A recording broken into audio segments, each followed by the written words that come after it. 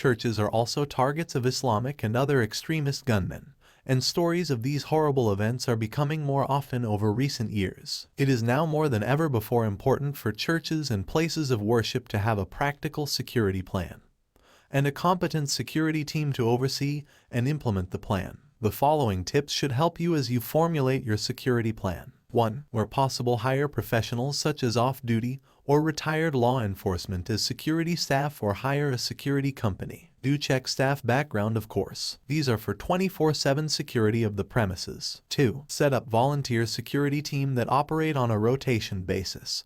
For example, on alternate weeks to avoid burnout and so they too can benefit from the services. Preference should be given to long-term members. The team will work inside the facilities, the premises, perimeter and access roads, especially if such roads are long and lonely. 3. Install video camera surveillance systems. CCTV systems not only deter crime and capture incidents, but are useful for objective evidences for or against in critical cases. 4. Intrusion detection alarm system, which should be integrated with light system especially for perimeters and remote doors. 5. Entry points should preferably be through one main door to facilitate easy monitoring and manning. However, the hall should have other emergency exits which can be easily and quickly opened in case of emergency. The principle is one entry, many exits. 6. Members should be encouraged to be situationally aware and understand that security is a collective exercise. They should draw the attention of security team to anything that sticks out or is suspicious, e.g.,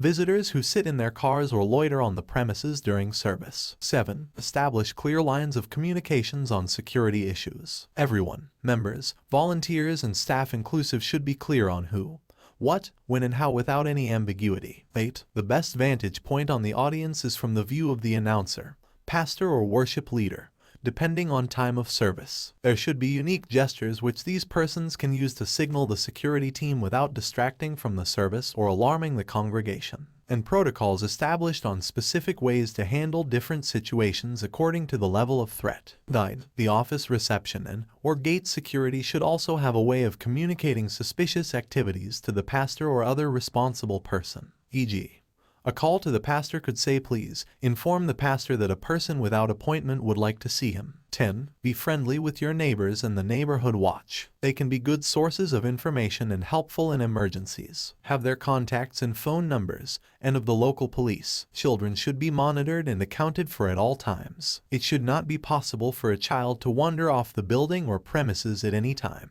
If the children need the conveniences, they must be accompanied by an adult, especially when such facilities are outside the main building or some distance from the church auditorium. Responding to specific situations. Situation: if an individual causes a disturbance in the sanctuary during the worship service, members of the security and/or the usher team should move to a location close to or surrounding the individual causing the disturbance in order to contain and/or to escalate the situation. Response: security individuals should follow the instructions of the pastor from the pulpit. If at any time the individual appears to threaten the safety of the congregation, the armed security officer should be summoned and law enforcement notified. Situation: active shooter overview. An active shooter is an individual actively engaged in killing or attempting to kill people in a confined and populated area, typically through the use of firearms. The event is unpredictable, evolves quickly, and law enforcement is usually required to control and end the situation. Response: run. This is your first choice. Evacuate the location if possible. Move away from the shooter. Predetermine escape route and/or exits. Hide. This is second choice. Hide horizontally in an area out of shooter's view. Lock